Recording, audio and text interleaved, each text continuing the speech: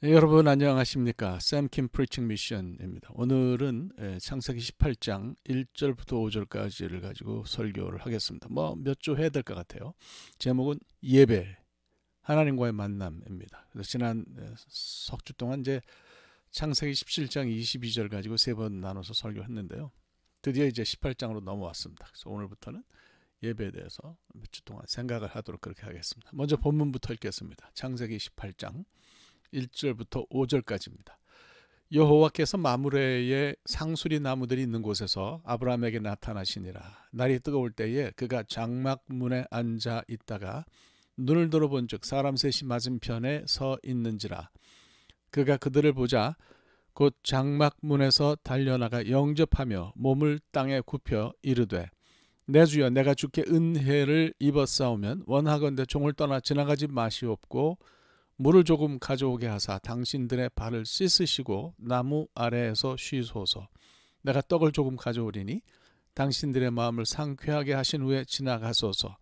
당신들이 종에게 오셨음이니이다. 그들이 이르되 네 말대로 그리하라. 창세기 17장, 창세기 17장에 이어서 18장 다음 장에서도 하나님이 아브라함을 찾아오셨습니다. 물론 이제 이 방문은 뒷부분에 가면은 소돔의 심판이라는 또 다른 주제와 연결이 됩니다. 그렇지만 여전히 이삭의 출생을 우선적으로 겨냥하고 있다, 이렇게 말씀을 드립니다. 본문의 상황처럼 하나님이 인간을 찾아와서 하나님과 사람의 만남이 이루어지는 사건을 뭐라고 정의를 할 수 있을까요? 독일의 구약학자인 웨스터만, 제가 좋아하는 구약학자예요. 비평학자지만 전 이 사람은 좋다고 생각합니다. 창세기 주석을 썼는데 굉장히 잘 썼어요.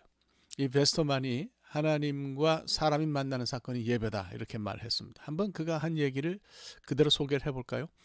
예배란 완전하신 하나님이 불완전한 인간을 만나기 위해서 허리를 굽히고 찾아오시는 사건이다.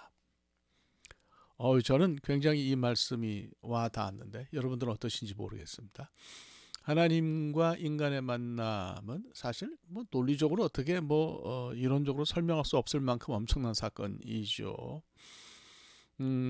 출애굽기를 읽어보면요, 이스라엘이 하나님의 명령을 따라 광야에서 하나님을 예배하기 위해서, 제사하기 위해서 만든 성소를 오헬 모에드라고 불렀습니다.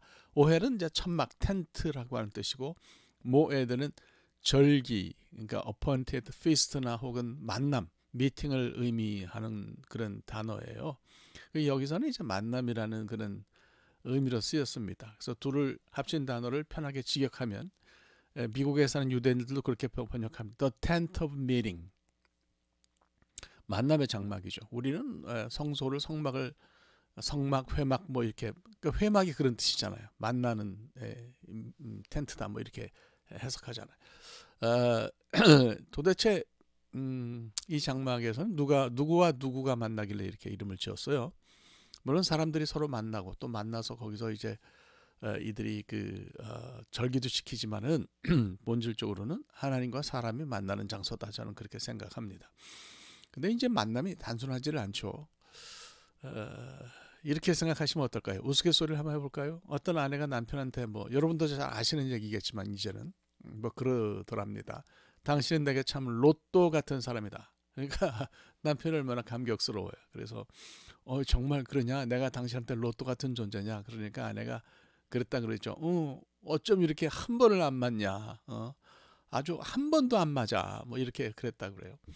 이런 부부가 만나가지고 함께 오랜 세월을 살죠. 삶을 함께 만드는 겁니다. 서로 생각이 다른 그런 사람들이 만나서 부부가 되고 인생을 만들어내는 거니까 참 그런 면에서 신통하긴 합니다. 그런데 그렇다고 해서 이것이 정신이 날아갈 정도로 놀라운 일은 아니에요.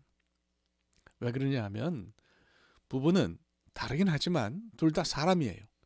그래서 그 수준 차이가 크지 않습니다.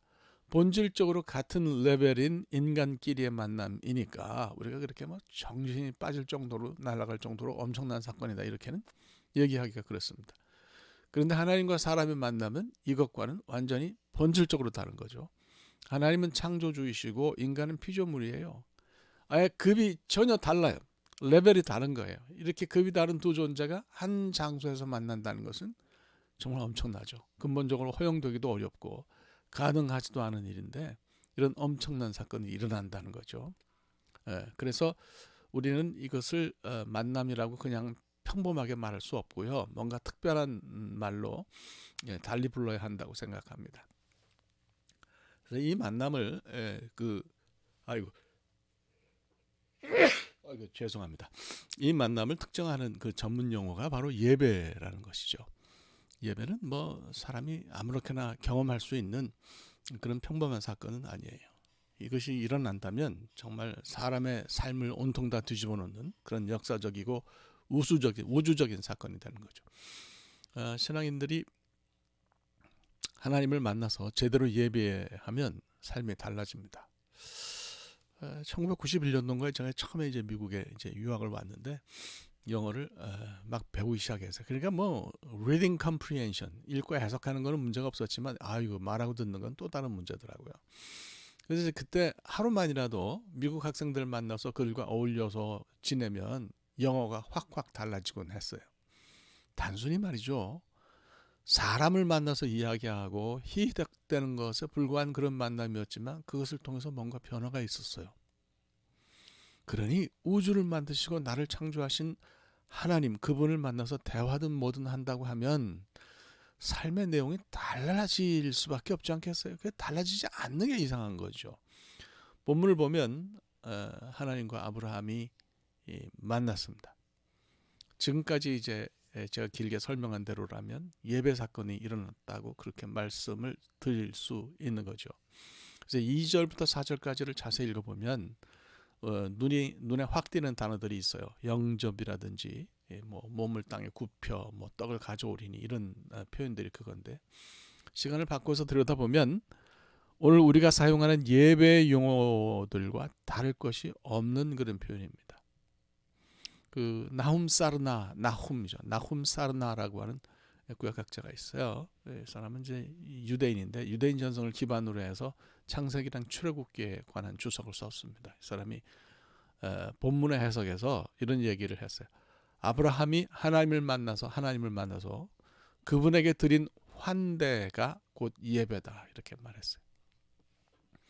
예배는 결코 가볍게 생각해서는 안 됩니다.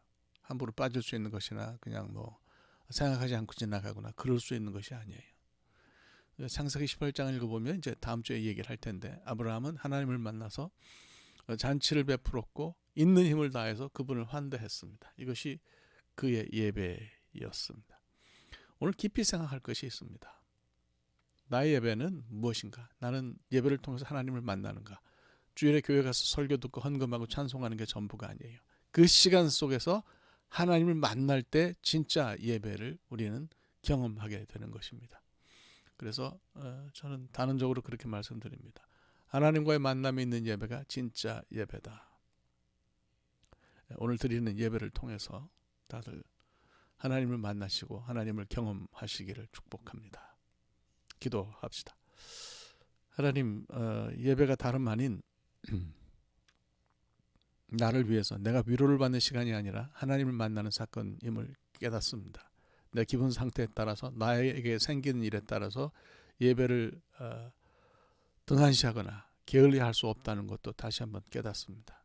예배를 통해서 하나님을 만나고 나의 삶이 달라지는 놀라운 역사가 가득하게 하여 주시옵소서. 예수 그리스도의 이름으로 기도합니다. 아멘. 오늘은 뭐 여기까지 이렇게 하면 될 것 같아요. 다음 주에 이제 그 예배 내용에 대해서 여러분과 함께 생각하도록 그렇게 하겠습니다. 대단히 감사합니다. 고맙습니다.